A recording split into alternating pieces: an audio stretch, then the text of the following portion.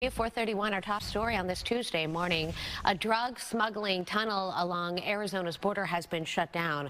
Take a look at these photos. This is from Sonora State Police in Mexico. Officers say U.S. Customs and Border Protection helped them find the tunnel, which ran from Mexico to St. Louis in Yuma County. Investigators say they believe that the tunnel was in its early stages. This is the third tunnel discovered near Yuma this year alone. Today, some new laws are now in effect across our state. And that includes a number of laws that were passed by the legislature and also some ballot measures. For example, casitas are now legal in large cities statewide. That means homeowners on single-family lots will be allowed to build additional housing units in their backyards. Meantime, rental tax is now banned in our state, and abortion rights are now enshrined in the state constitution. Tonight at 9, Phoenix police are looking for who shot and killed a father on Christmas morning. Police found the 34-year-old's body at a park and ride on 19th Avenue in Montebello. And Fox 10's Lindsay Regis joining us live now tonight with a message from the victim's family. Lindsay. Mark and Ellen Jesus Beltran was on his way to spend Christmas with his 2-year-old daughter, but his life was cut short when police say he was shot multiple times at a bus stop. Early Christmas morning, 34-year-old Jesus Beltran was found shot to death. I'm in denial. Don't believe that it's true. I didn't want to believe it. It didn't seem real. Just after 5:30 a.m., police found him near the Park and Ride Transit Center at 19th Avenue in Montebello with multiple gunshot wounds. I have no idea to why somebody would want to do this to him.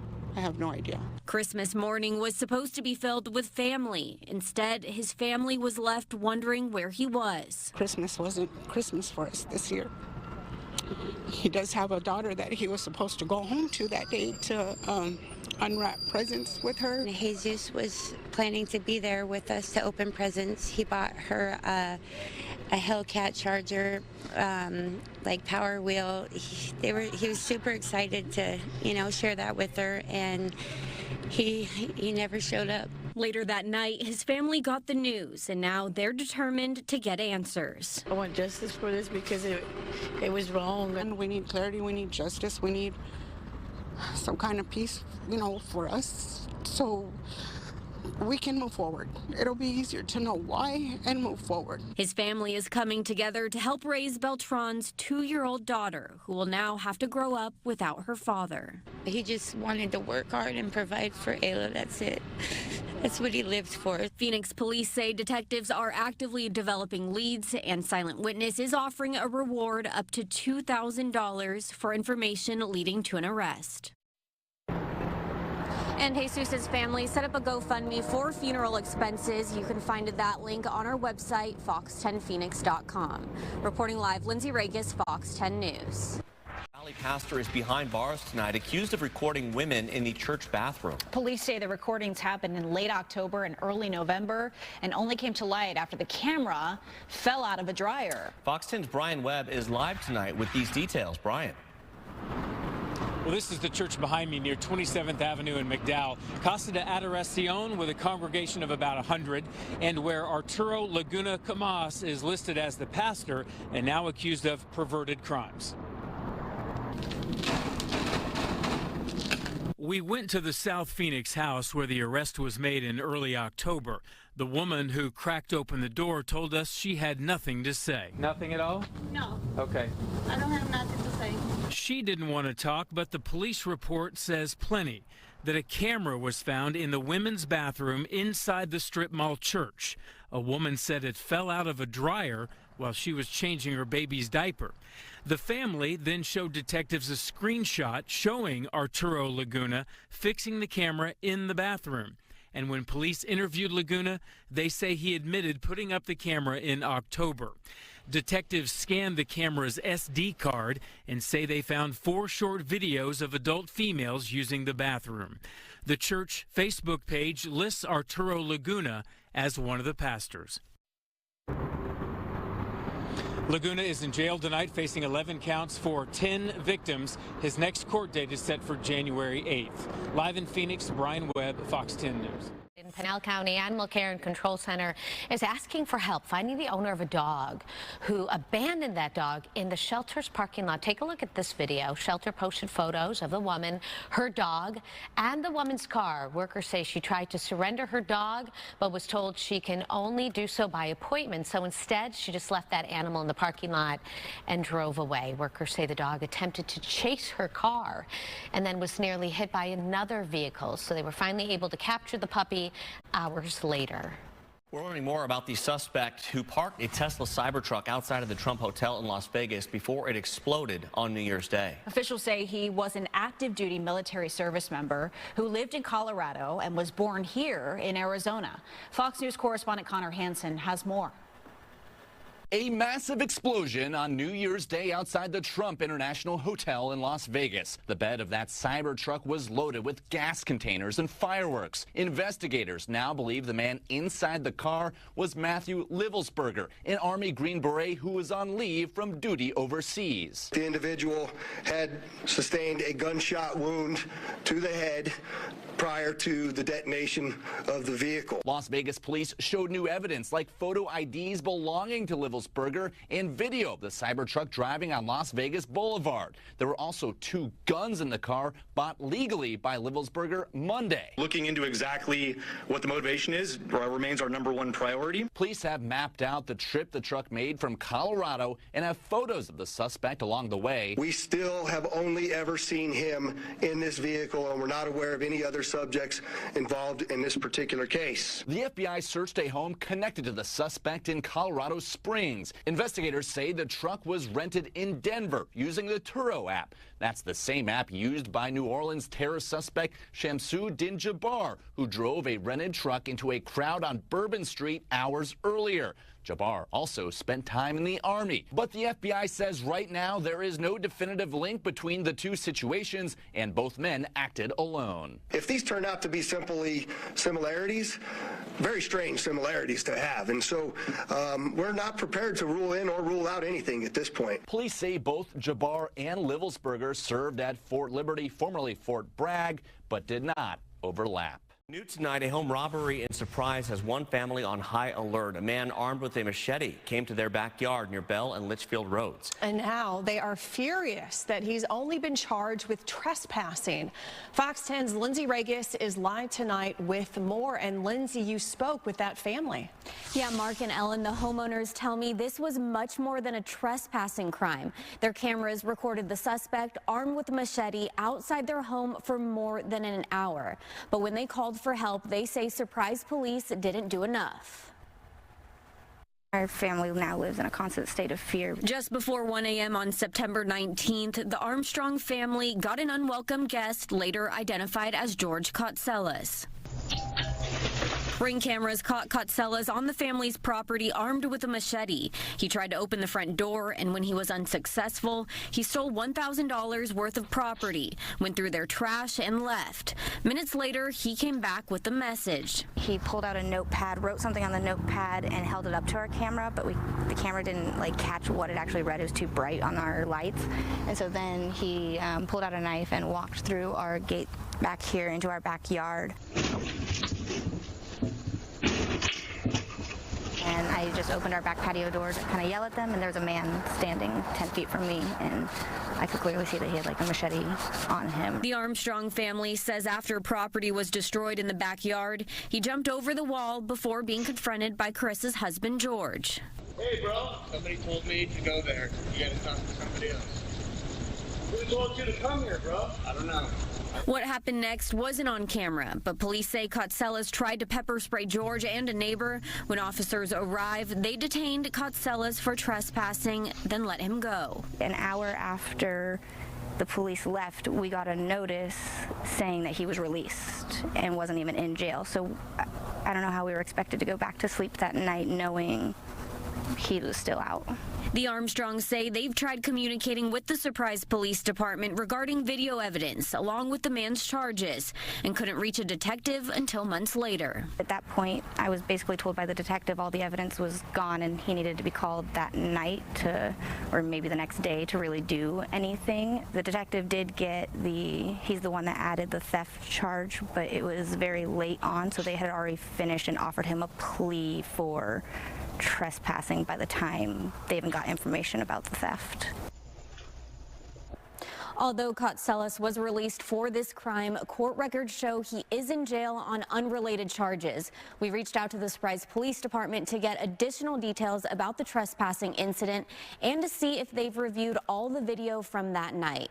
We are still waiting for that response. Reporting in studio, Lindsay Regas, Fox 10 News. This new drone video shows the moment the clock struck midnight in the valley this New Year's. But while it's a beautiful sight, you can see all the fireworks out there. Widespread fireworks has some people concerned. And we told you last night, and a lot of you experienced it yourselves, about the air quality issues left behind. There's been a lot of chatter online about the fireworks. Some are annoyed that they went on for so long. Others are annoyed and concerned about the fire risk. Fox 10's Nicole Christine joins us live with some insight on how these festive displays, which are fun to see, can be dangerous. Nicole. Good evening, Mark and Christina. Yeah, if this were about 48 hours ago, you'd probably be able to catch that fireworks display behind me as well. We know that they have been going off all holiday season. Now, people can light off those consumer fireworks through January 4th. That is okay, but a lot of those big aerial fireworks that you see, if they're not being lit in an official capacity through a city event or something like that, they're often illegal, and they can cause much more than just a headache for you and your neighbors if they aren't handled properly. They're like bombs. The whole house shakes. Yeah, that's what I call them, bombs. Andrew Oldeschulte says he's lived in his North Phoenix home for 7 years and says he's dealt with a neighbor lighting off fireworks ever since moving in. I take it easy a little bit, especially there, and he does it year-round. It's like it won't even be a holiday, and all of a sudden, boom. Andrew says it isn't just disturbing to him, but also the dogs in his home. They're just freaking out. It's like they're going to die, have a heart attack, and the neighbors, too. Scottsdale Fire Captain Dave Folio says some of these fireworks people are hearing and seeing are not just disruptive, but also against the law. You got to remember, anything that leaves the ground, like you heard on New Year's Eve, taken off into the air, looks like a professional fireworks shoot, those are illegal. People are possessing those illegally, and it's illegal to have them. You could be fined if you're caught with them. But even though novelty fireworks, like sparklers, can be used year-round, they should be used with extreme caution. This can light your clothes on fire.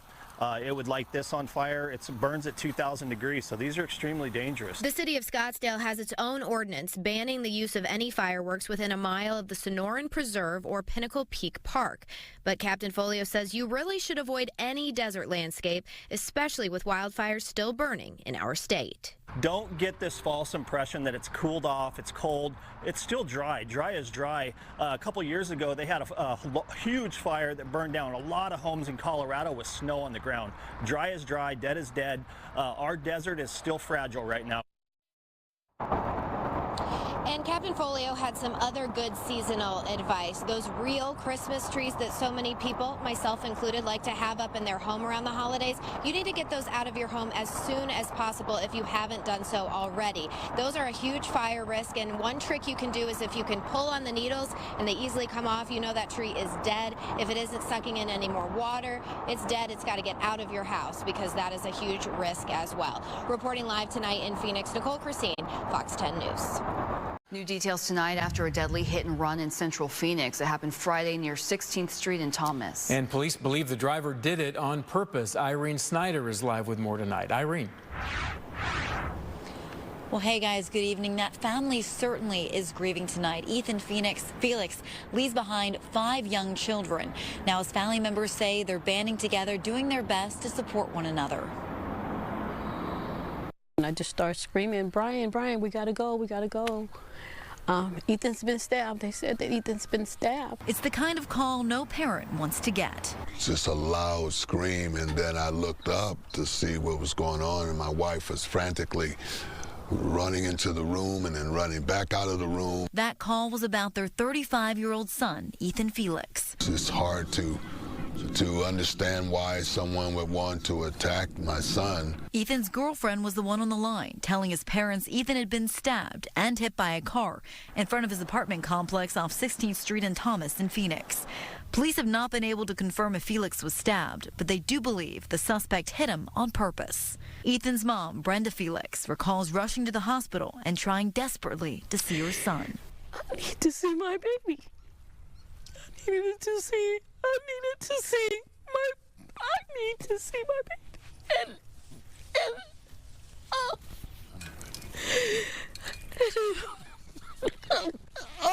Felix died at the hospital. His family and friends remember him as a kind-hearted person, always willing to go the extra mile to help others. Ethan was a ball of electricity. He was always moving around.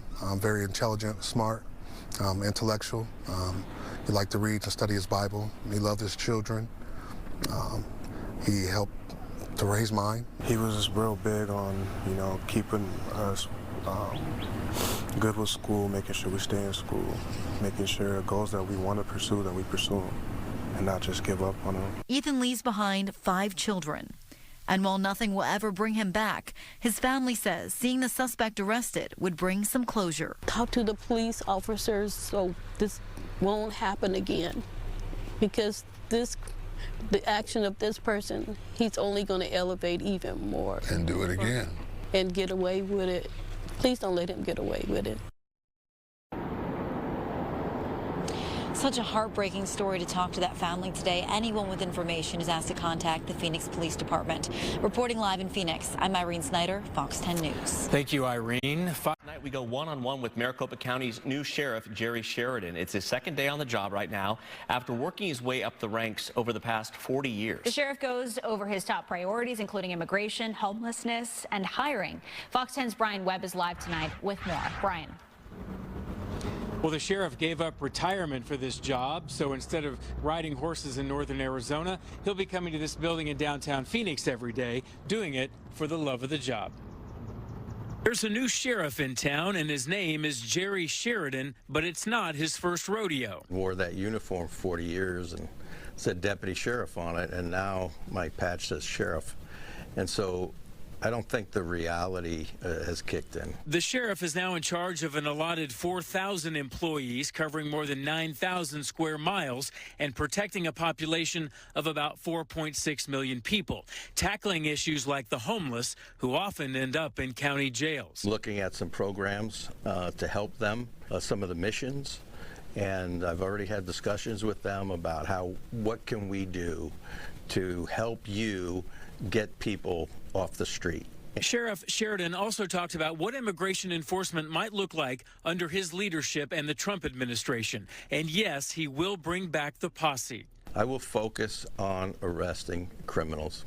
Now, whether they're illegal aliens or not doesn't matter to me. Sheridan was criticized on the campaign trail for being a constitutional sheriff, a movement the Anti-Defamation League calls an extremist group. Don't forget, I took an oath to support the Constitution of the United States and the Constitution and laws of the state of Arizona, and I will be faithful to that oath.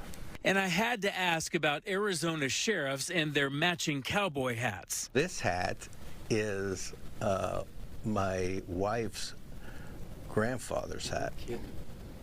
And it just happened to fit. It just happened to fit. And on the way to work, a pat on the back from his 94-year-old father. Gave me a big hug, and he said, "Kid, I'm so proud of you." And that was pretty emotional for me. The sheriff says his first focus will be to beef up staffing, pushing for better pay and morale. Live downtown, Brian Webb, Fox 10 News.